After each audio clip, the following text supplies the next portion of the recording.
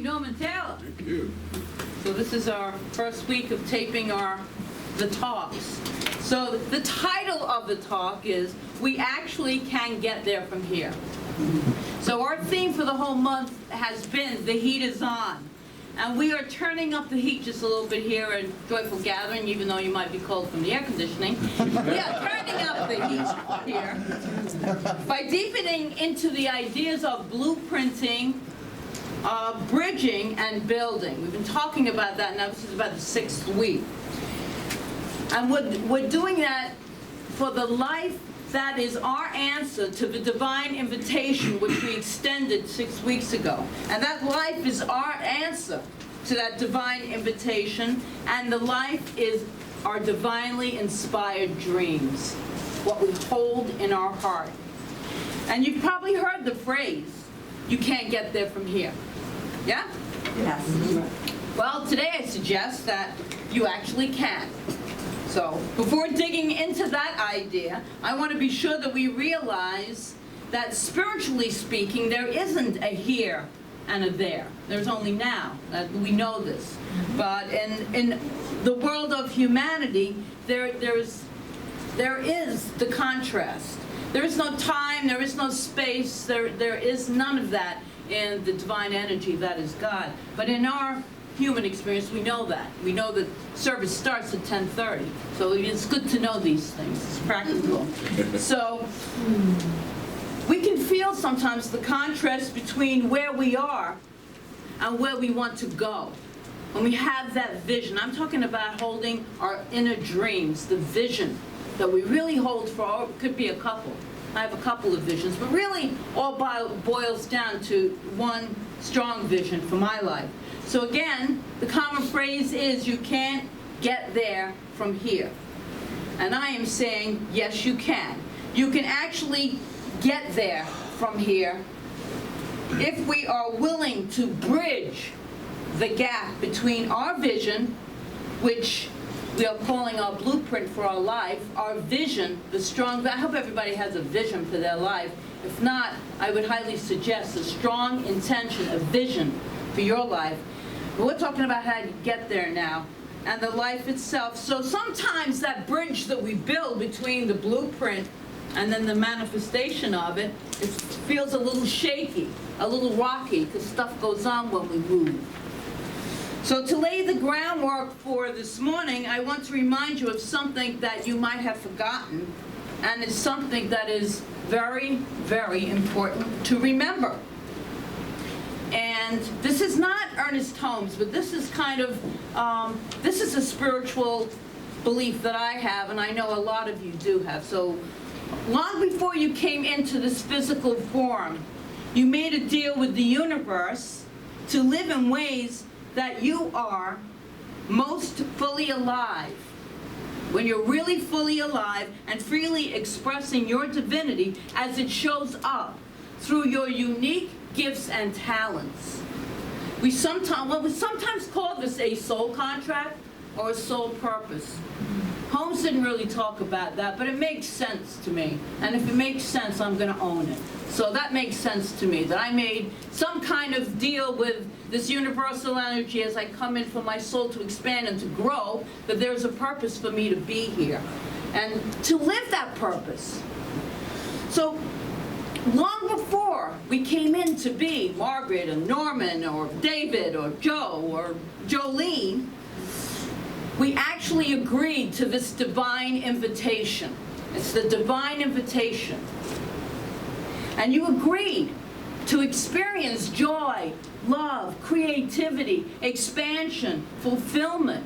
You agreed to be blessed by blessing the world with all you have to offer. It's that thing within us. You feel that thing within us that wants to express. That's the divinity within each and every one of us. That's what we came in here to express, but sometimes it gets covered up. In fact, all the time.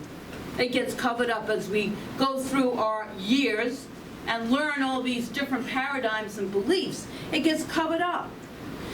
But we could lump all of those qualities together and say that we really came in to live a life of success. And that's been my theme for the year, success, in every area of my life. To live success, fulfilled, joyful. And so just take a moment to remember. Just take a breath on that one. To get in touch with that agreement. You see the children when they come in, they're full of life. They want to express joy. The children aren't usually born depressed. They come in with joy. They come in with joy. So before we learn this life experience, you agreed to be blessed by blessing the world with all you have to offer. Before coming into this world, you agreed to be a success. So I would like you to repeat this after me. Before coming into this life experience, I agreed to be blessed by blessing the world. I agreed to be blessed by blessing the world. And all I have to offer,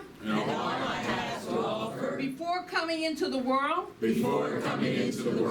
I agreed to be a success. I agreed to be a success. So it is. And so it is. All right. Okay. Claim that. Claim that. I want to remind you of the powerful passage. We've been reading Genevieve Barron's book in our Prosperity Plus class on Tuesday nights. And she has the book. I don't know if we have any more left at the book tape. We'll have to buy more. Your Invisible Power. Small little book. So powerful. So powerful, yeah. I know someone sitting right there that bought 5 of them, I think, last week or the week before. So I shared it last week, but I want to share it again because it speaks to this agreement that we made in a different way. And she's getting, remember, Genevieve Barron was the only student of Thomas Troward.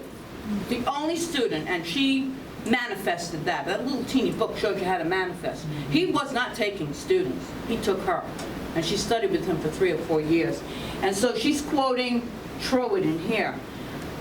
And she writes in the book, "My mind is a center of divine operation." I love that. The divine operation is always for expansion and fuller expression. And this means the production of something beyond that which has gone before. Something entirely new, not included in the past experience, through proceeding out of an orderly sequence of growth. Therefore, since the divine cannot change its inherent nature, it must operate in the same manner with me. Consequently, in my own special world, of which I am the center, it will move forward to produce new conditions, always in advance of that have gone before. So that is what we came, that's what we came to earth to do, to express our uniqueness, our divinity in new and different ways. But somewhere along the line, an inner thermostat was set at less than that. We set it at less than that. We created some paradigms, which we talked about, with a whole bunch of set of beliefs that we have operating in us, that we can only be so successful and not pass that upper limit. There's only so far we can go. Maybe we're believing it subconsciously. And these paradigms, or that thermostat setting, are now ruling and controlling us. They control what we believe, what we think to be the truth. This is a limitless, infinite universe. Then we, as creations of this power, are limitless in our lives if we just believe it. But somewhere along, like I said, along the line, the thermostat was set at a lower degree, I guess. Last month we briefly explored our paradigms, and today we're going to take just a slightly deeper dive, because it is our thermostat, our paradigms, that will cause the bridge to get shaky. We're blueprinting our vision, and then we're going to bridge it, so sometimes it can get shaky as we move from blueprinting to answer to the divine invitation, to actually build that life that we want to live. Do we all have dreams? Yes. If you don't, see a practitioner. We have the practitioner interns who are doing free sessions and guaranteed money back, because it's free.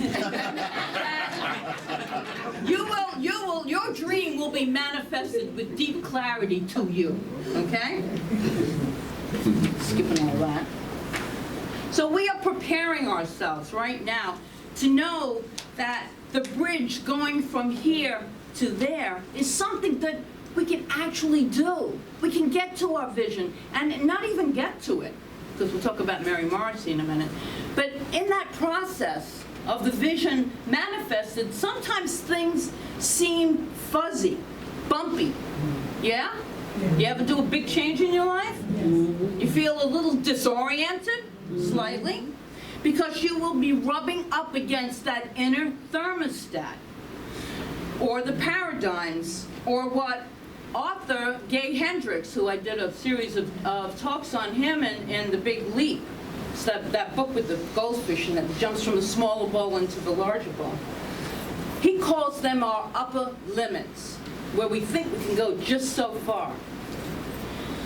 When we exceed our settings or our upper limits, we tend sometimes to sabotage. And we usually do this unconsciously, so that we can return to that old, familiar, comfortable way of living life. Even as we complain about it, there's something familiar about it. So we return to it oftentimes. But here's an interesting piece of information. Successful people will always be uncomfortable. Not for the sake of being uncomfortable, but for the sake of growth, of stepping out of that, as they say, the box. There is no box, but in our brain we have this way that we're going to be living with all these rules and what we can and what we can't do. So it's as we grow, which is our natural inherent nature to do, to become more of, just as the universe becomes more of itself, it feels uncomfortable. Don't let that stop. Don't let that stop you. Hendricks suggests that pretty much every one of us has at least 1, 2, 3, maybe even 4 or more hidden barriers that block this free-flowing good from instantly manifesting. I'm telling you just got to watch children if you want to learn. They want something bad enough by a certain age before they learn that, they don't even care if you say no. It's not even a word to them. They manifest it. But then they learn after, as Don Miguel would say, all that domestication. They learn there's only so much. There's only so much that I can have. So in Gay Hendricks' book, he talks about 4 barriers, and they have something in common. There's 4 barriers I want to go over briefly. But these barriers feel so real. They feel so real we believe them to be true. They are based on beliefs that we formed about ourselves that are not real or true. They're truly not. The fact that we unconsciously accept that they are true or real is what makes the bridge from here to there feel so bumpy. It's that growth spurt, if you will. As I share with you what these barriers are, I ask you to lovingly assess where you might be with them. Beginning by considering the possibility that you have at least one. Do you think you have at least one? Well, maybe one. Somebody might not, but even if you are already darn successful right now, there's always, we have this inherent nature to become more, like I said before. And so we want to express more life, more joy, more of who we truly are. So the first step in dismantling and to shine our light of awareness on them is to really become aware of the idea that we do have these barriers which hold back our good, and these barriers are not our real truth. So the first barrier might be feeling fundamentally flawed. That's a big one. Here's a false belief. I cannot expand into my full potential, which means I can't answer the divine invitation completely because there is something fundamentally wrong with me. I am not good enough. I am not worthy of all that good. That's a big one. Barrier number two, disloyalty and abandonment. The false belief. I cannot expand to my full success because it would cause me to be disloyal to my roots and leave behind people from my past.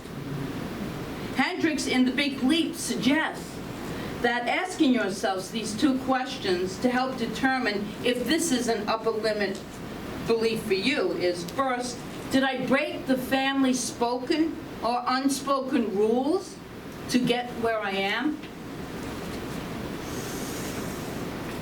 And the other one is, even though I am successful, did I fail to meet the expectations my parents had of me? This could be one of your barriers. Barrier number three, the crime of outshining. The false belief. I must not expand my full success because if I did, I would outshine blank and make him or her feel bad. So ask yourself, if I am successful in living the life of my dreams and all that that would mean, to really live the life of your dreams, would I surpass the success of my mother, my father, my brother, my sister? This could be a paradigm operating within you. If you say yes to any part of that question, just touch in and see how you feel about it. And that gives you a clue as to whether this is an upper limit belief for you or not.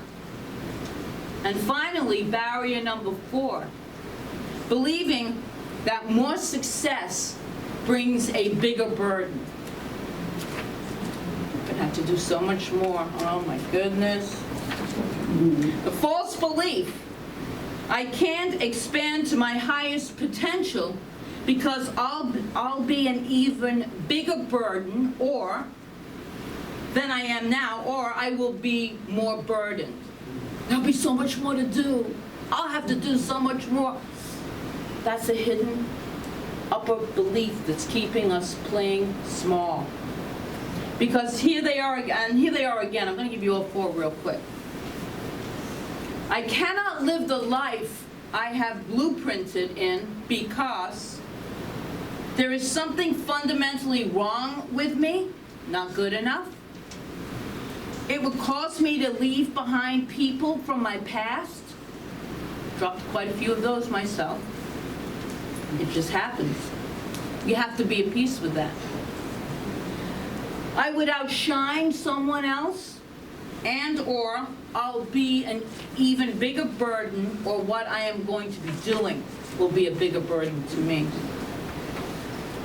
So when these upper limits of our blueprinting or vision become clearer to us, we have more of a handle on it. When they become clearer to us, they move us into that conscious awareness. We want to be aware as much as we can about what it is that's holding us back so that we can dissolve it and reaffirm the vision. You can't let go of a belief unless you have a new one to put in place, because it's cause and effect. You can't have a new effect without a new cause. So the new cause are those mantras, those affirmations, reestablishing your belief of what you can or cannot do. So it's said that we all learn from the mistakes of others because we couldn't possibly make them all ourselves. So you ever do that? I look around, and not that I call them mistakes, I call them experiences. But I learned from that as well as from my own many experiences that I have made. So I would prefer to learn from the experiences of others, I really would. But that's not the way the universe works. It just, stuff happens. The question really is, though, what am I, what are we going to do about it now? Retreat or continue to move forward? Remember, the bridge might feel a little shaky. Eric Butterworth in Spiritual Economics wrote, "We have erroneously thought of success as getting there. Well, actually, success is earning the right to be there." And earning means learning. Earning means learning. Setbacks, even failures, are an important part of that learning. When we learn from them and keep on going, we get across the bridge. We got to keep on moving, though. When we don't, we run back to that comfort of the old way of living, the familiar place. But our dreams don't live in that familiar place. They don't live in that safe ground that we think is safe. They live when we cross the bridge. That's when our dreams come alive, when we step out. So here's what I learned about crossing that bridge. We must see and acknowledge the upper limit, at the high point of our vision, to know what the barrier could be, without judgment, just acknowledging it. Don't judge it, just acknowledge it. And be willing to repattern those old paradigms. Dismantle the upper beliefs, the upper limits, thinking there is a point where we have to stop. There is not a point where we have to stop. There's not a depth in spirituality where we learn it all. It's continuous. It's continuous. So through intentional, internal, and external work, we do this. But again, it's that awareness of really knowing that we have the power to control and decide for ourselves. And we must stick to the blueprint, the vision, no matter what. Focus always on that vision. Keep the vision fresh. Keep it fresh. Or as Mary Morrissey says, come from the vision. Feel the frequency of your vision. Think about what you dream to manifest in your life and just feeling the frequency of that. You are impressing that upon the unformed substance, which we call the law, which will give us back exactly what we put into it. So when we have the frequency of already being in our dream, in our vision, we're manifesting more of that frequency. And so, my friends, is how we get here to there.